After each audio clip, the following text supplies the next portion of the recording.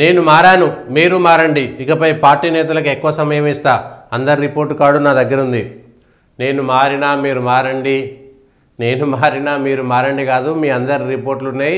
ఎవరెవరు ఏం పని చేస్తున్నారో మినిస్టర్లు, అట్లనే ఎమ్మెల్యేలు, మిగిలినటువంటి నాయకుల పరిస్థితి ఏంటి అనేటువంటి అంశం పైన ఏడాది అయిపోయింది కాబట్టి సర్వే, ఒక రిపోర్ట్ కార్డు, వాళ్ళకి సంబంధించినటువంటి ఇంటెలిజెన్స్ రిపోర్టు, మిగిలిన అన్ని విధాలుగా తెచ్చుకుంటే గంభీరమైనటువంటి విషయాలు బయటపడ్డాయి.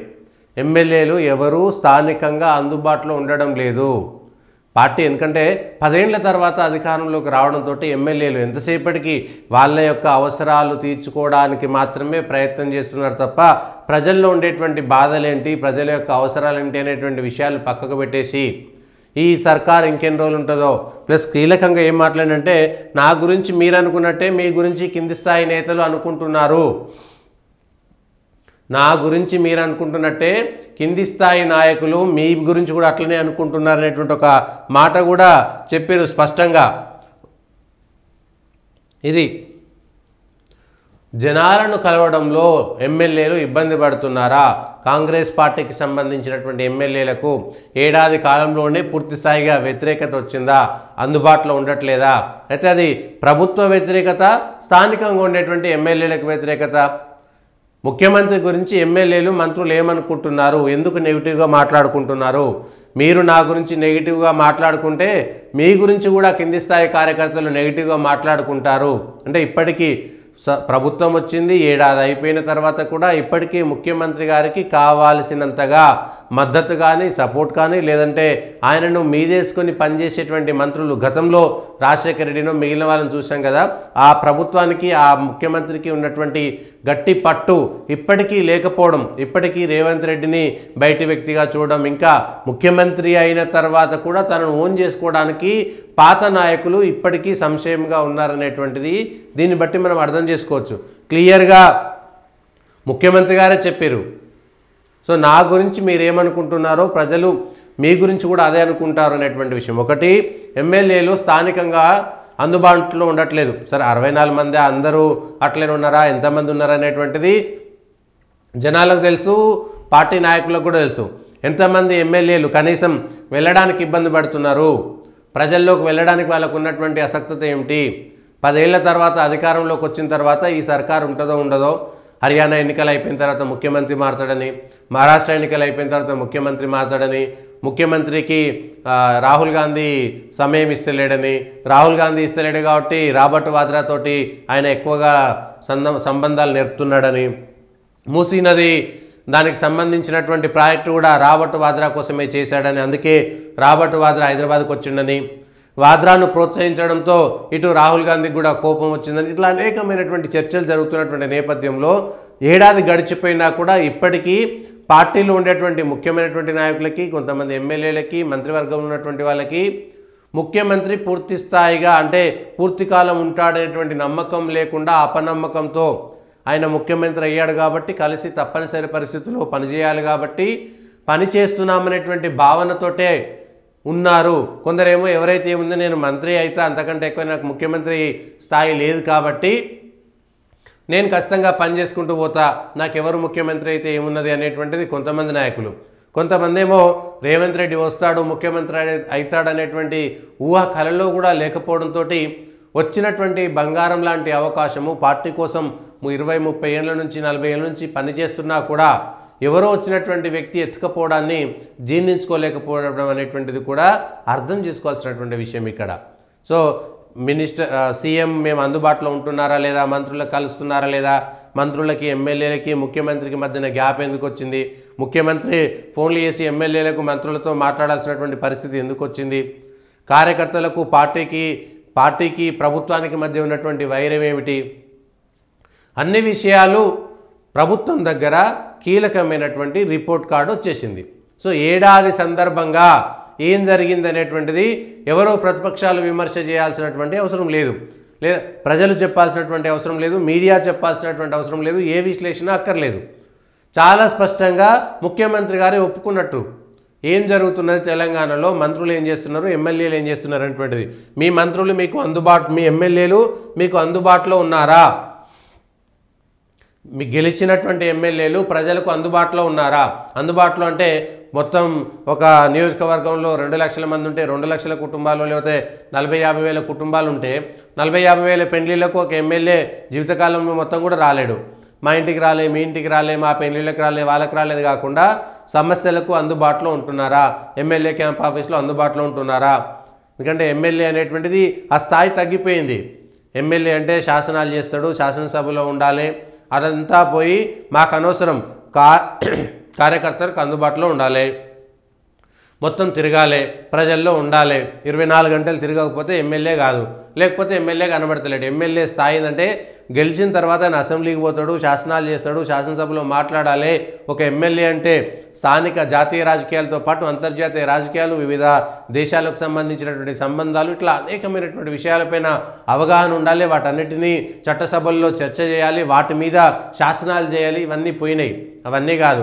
ఎమ్మెల్యే ఉన్నాడా, మాకు రోడ్లు వేపిస్తున్నాడా, మాకు ఇవి వేపిస్తున్నాడా, అవి వేపిస్తున్నాడా, ఇవి తప్ప వేరేటి కాదు. అభివృద్ధి అంటే ఎమ్మెల్యే గ్రామాలలో ఉండాలి, ఎమ్మెల్యే క్యాంప్ ఆఫీస్లో ఉండాలి, అంతే. తను ఇంకెక్కడి పోయినా సరే, వారంలో 3 రోజులు లేకపోయినా సరే కథం, 3 రోజులు ఎమ్మెల్యే లేడు, కనబడతలేడు, ఎక్కడికో పోయిండు, ఎంజాయ్ చేస్తున్నాడు, సంపాదిస్తున్నాడు, ఏదో చేస్తున్నాడు, ఇదే చర్చ. ఎటు కాదు. సోషల్ మీడియా వచ్చిన తర్వాత కథం, వరుసగా ఎన్ని రోజులు వచ్చిండో లెక్కలేసుకొని ఇక్కడికి వచ్చిండు, అక్కడికి వచ్చిండు, వాళ్ళని తిట్టిండు, వీళ్ళని తిట్టిండు, ప్రతిదీ అంతే. ఒక ఎమ్మెల్యే ఒక రోజు ఎన్నిసార్లు ఎంతమందితో మాట్లాడగలుగుతారు ఫోన్లో? ఆల్రెడీ అధికారికంగా రివ్యూలో ఉంటారు. ఎవరైనా 10 మంది వస్తే జనాలలో ఉంటారు. ఈలోపు 10 ఫోన్లు మోగుతుంటాయి. ఎవరికి అందుబాటులో ఉండాలి? ఏం చేయాలి? ఎమ్మెల్యే పరిస్థితి దారుణంగా ఉంటుంది. ఈ విషయంలో కూడా ముఖ్యమంత్రి శుభకార్యాలకు వెళ్ళి జనాలతో ఉండాలి. శుభకార్యానికి వెళ్తాడు, జనంలోకి వెళ్తే ఆలోపు ఫోన్ ఉంటుంది. ఫోన్ ఒక 100 సార్లు మోగుతుంది. ఆయన ఏం చేయాలి? స్టేజ్ మీద ఉండాలి, అక్కడ ఉండేటువంటి జనం మధ్యలో ఉండాలి, వాళ్ళతో మాట్లాడుతూ ఉండాలి, ఈ ఫోన్ ఉండాలి. పిఏ ఫోన్ ఎన్నిసార్లు మాట్లాడతాడు? ఒక పిఏ ఎన్ని ఫోన్లు మాట్లాడగలుగుతాడు రోజు? ఎన్ని చెప్పగలుగుతాడు? సార్ టైం ఇస్తాడా ఇయ్యడా అనేటువంటిది ఎన్ని చెప్పగలుగుతాడు? సో అంతా కూడా ఇబ్బందికరమైనటువంటి పరిస్థితి. ఎమ్మెల్యేలుగా గెలిచినటువంటి వాళ్ళకు ఉండే కష్టాలు మామూలుగా ఉండవు. ఆయన ఇస్తే ఓన్లీ పార్టీ కార్యకర్తలకే కలుస్తున్నాడు. ముఖ్యమైనటువంటి నాయకులను కలిస్తే వాళ్ళనే కలుస్తున్నా, కార్యకర్తలను కలవడానికి కార్యకర్తలు అందుబాటులో ఉన్నారు. కార్యకర్తల దగ్గర పోతే మేము నాయకులం ఎందుకు, మీరే డైరెక్ట్గా కార్యకర్తల దగ్గర పోతే వాళ్ళు చెప్పిన పనులు చేస్తే మా మాట ఎవడంటాడని మధ్యలో ఉండేటువంటి నాయకుల పరిస్థితి ఎటు అర్థం చేసుకోలేనటువంటి పరిస్థితి. పోనీ ఎమ్మెల్యే క్యాంప్ ఆఫీస్లో ఉన్నాడు అనుకోండి, క్యాంప్ ఆఫీస్లో ఎంతసేపు ఉండాలి? ఉన్నంతసేపు ప్రజలతో కలుస్తాడు. అంతసేపట్లో ఎంతమందితో ఫోన్లో మాట్లాడాలి? వచ్చినటువంటి ప్రజల యొక్క బాధలు తీర్చడం కోసం అధికారులకు ఫోన్ చేయాలంటే ఆ ఫోన్లో బిజీ. అరే మీ ఎమ్మెల్యే ఎప్పుడు ఫోన్ చేసినా బిజీ ఉంటుంది, కాల్ వెయిటింగ్ ఉంటుంది, లేకపోతే ఫోన్లు మాట్లాడు ఎత్తాడు. మరి రోజుకు 100 ఫోన్లు ఉంటాయి, ఒక 200 మిస్ కాల్స్ ఉంటాయి. ఈ 100 ఫోన్లు మాట్లాడిన వాళ్ళు ఎవరికి చెప్పరు, కానీ 200 మిస్ కాల్స్ వాళ్ళు మాత్రం రోజు అందరికి చెప్తారు. మా ఎమ్మెల్యే ఫోన్ చేసినా ఎత్తాడు, ఆయన ఫోన్ నెంబర్ మాత్రం అందరికి ఇచ్చిండు. ఒక మనిషి రోజుకి ఎన్ని ఫోన్లు మాట్లాడగలుగుతాడు? అధికారికంగా ఒక ఎమ్మెల్యే 24 గంటలు ఫోన్లు మాట్లాడలేడు కదా. ఒక ఎమ్మెల్యేకి ఆ నియోజకవర్గంలో 1,50,000 2 లక్షల ఓట్లు ఉంటాయి. ఎంతమందికి ఫోన్లు ఉన్నాయి? ఎంతమంది తెలుస్తుంది?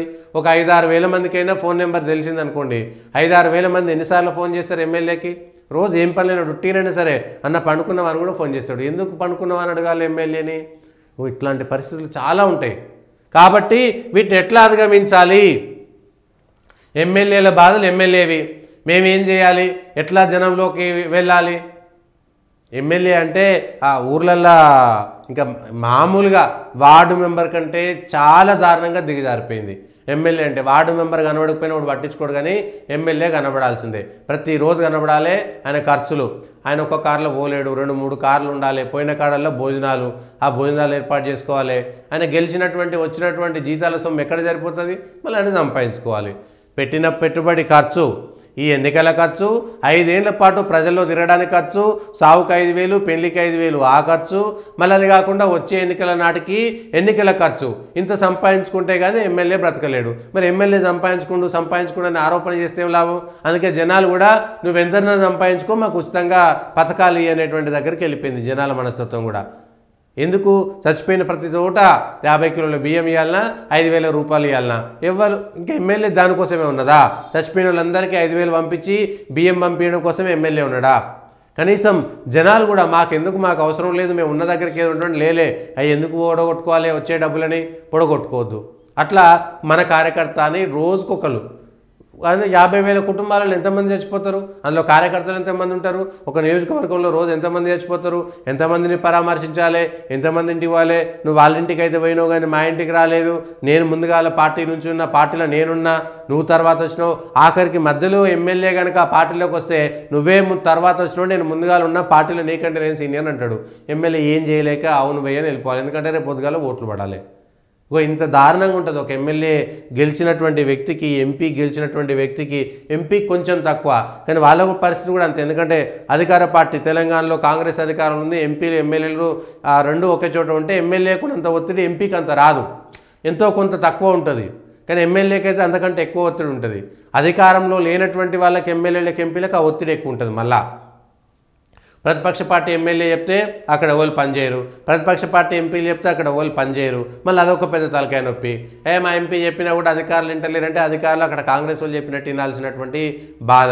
ఏం చేయాలి ఇవన్నీ? అది అంటే ఈ సందర్భం వచ్చింది కాబట్టి అదొకటి చెప్పుకోవడం అంశము. ఇదొకటి ముఖ్యమంత్రి గారు చెప్పిన దాని ప్రకారము ఎమ్మెల్యేలు ఎవరు కూడా ప్రజలకు అందుబాటులో ఉండలేరు, సరిగ్గా పనిచేస్తలేరు. ఎమ్మెల్యేలు మంత్రులు కూడా ముఖ్యమంత్రిని తప్పుగా అనుకుంటున్నారనేటువంటిది ముఖ్యమంత్రి గారి భావన. ఒక్కసారి గెలవడం అనేటువంటిది అడ్డుమారు గుడ్డి దెబ్బ, రెండోసారి గెలవడమే గొప్ప అనేటువంటి విషయాన్ని చెప్పారంటే పోయినసారి మనం 2023లో వచ్చినటువంటి ఎన్నికల ఫలితాలు అనేటువంటిది మన గొప్ప కాదు, 5 ఏళ్ళు పరిపాలన చేసిన తర్వాత మళ్ళీ సర్కారులోకి వస్తేనే మన గొప్ప అని రేవంత్ రెడ్డి గారు గుర్తించారు స్పష్టంగా. మొన్న జరిగినటువంటి ఎన్నికల ఫలితాలు అది కాంగ్రెస్ పార్టీ యొక్క విజయం కాదు, మన గొప్ప కాదు. ప్రజలు కేసీఆర్కు వ్యతిరేకంగా కేసీఆర్ మీద విసుగు పుట్టి కేసీఆర్ని దేవుడు చేస్తారనేటువంటి ఒక భయంతో ప్రజలు ఇటువైపు వచ్చారు. కాబట్టి కాంగ్రెస్ పార్టీ ఇప్పుడు మనం గెలవడం అనేటువంటిది ఆ వేవ్లో టీఆర్ఎస్కు వ్యతిరేకమైనటువంటి గాలిలో గెలిచినటువంటి ఎమ్మెల్యేలందరూ కూడా ఇప్పుడు గుర్తుంచుకోవాలి. రెండోసారి మనం గెలిస్తేనే మనం 5 ఏళ్ల పాటు చేసినటువంటి పరిపాలన పైన ప్రజలు మార్కులు వేసేటువంటిది. సో ప్రజల మార్కులు మొన్నటి ఎన్నికల్లో వచ్చింది కాదు, పని చేసిన తర్వాత చేసిన పని మేము ఇది చెప్పినామని చెప్పుకొని ప్రజల నుంచి మార్కులు తెచ్చుకోవడం అనేటువంటిది గొప్ప. నా గురించి మీరు అనుకున్నట్టే మీ గురించి కూడా కింది స్థాయి నేతలు అనుకుంటున్నారని వ్యాఖ్యానించారు. ఇది చాలా పెద్ద మాట, చాలా పెద్ద మాట. ఒక ముఖ్యమంత్రి గురించి ఎమ్మెల్యేలు మంత్రులు ఏమనుకుంటున్నారు, మంచి అనుకోవట్లేదా? ఇక్కడ మంచి అనుకుంటున్నారంటే మనల్ని మంచి అనుకుంటున్నారు, మీరు కూడా మంచి అనుకుంటున్నారని చెప్పొచ్చు. కానీ ఎమ్మెల్యేలు మంత్రులు ఎవరు కూడా ముఖ్యమంత్రి గారి గురించి మంచి అనుకోవడం లేదా? ఎవరు కూడా పాజిటివ్గా మాట్లాడతలేరా? నెగిటివ్గానే మాట్లాడుతున్నారా? అందుబాటులో లేనందుక, పనులు చేయనందుక, బిల్లులు ఇయ్యనందుక, ఏ కారణం చేత ఇది జరుగుతున్నది? ఎవరైనా గూడు పుటాని చేస్తున్నారా? ముఖ్యమంత్రి గారికి వ్యతిరేకంగా ప్రచారం చేయడం కోసం పార్టీలో ఉన్నటువంటి వాళ్ళే, గెలిచినటువంటి ప్రజాప్రతినిధులే మంత్రులుగా ఉన్నా లేకపోయినా వాళ్ళు ఏమైనా గూడు పుటాని చేస్తున్నారా? ఇది కూడా జరిగేటువంటి చర్చ దీనివల్ల. సో కాబట్టి కాంగ్రెస్ ఎమ్మెల్యేలు మంత్రులు ముఖ్యమంత్రి గారి గురించి ఏమనుకుంటున్నారు, మీరేమనుకుంటున్నారో నాకు తెలుసు. నన్ను మీరు అనుకునేటువంటి మాట మీకంటే కింద కార్యకర్తలు మిమ్మల్ని అనుకుంటారు. అంటే కార్యకర్తలు ఎమ్మెల్యేలను తిట్టుకుంటున్నారు అనేటువంటి విషయాన్ని స్పష్టంగా ముఖ్యమంత్రి గారు చెప్పారు. కాంగ్రెస్ పార్టీ కార్యకర్తలే గెలిచినటువంటి ఎమ్మెల్యేలను తిట్టుకుంటున్నారు అనేటువంటి విషయాన్ని ముఖ్యమంత్రి గారు స్వయంగా ఒప్పుకోవాల్సినటువంటి పరిస్థితి. కాబట్టి ఏం చెప్తారు ఏంటి, మరి ఇది తగ్గించుకోవడం కోసం ఏం చేస్తారనేటువంటిది చూడాలి. మరి ఏడాది అయిపోయింది కాబట్టి మళ్ళీ వచ్చేటువంటి ఏడాదికి ఏమవుతుంది అనేటువంటిది చూడాలి. ఒక ఏడాది గడిచిపోవడంలోనే ఇదంతా జరిగింది. వచ్చే ఏడాదికి ఇంకెంత దారుణంగా ఉంటుంది, పాజిటివ్గా వెళ్తుందా నెగిటివ్గా వెళ్తుందా కాంగ్రెస్ పార్టీ చూడాలి.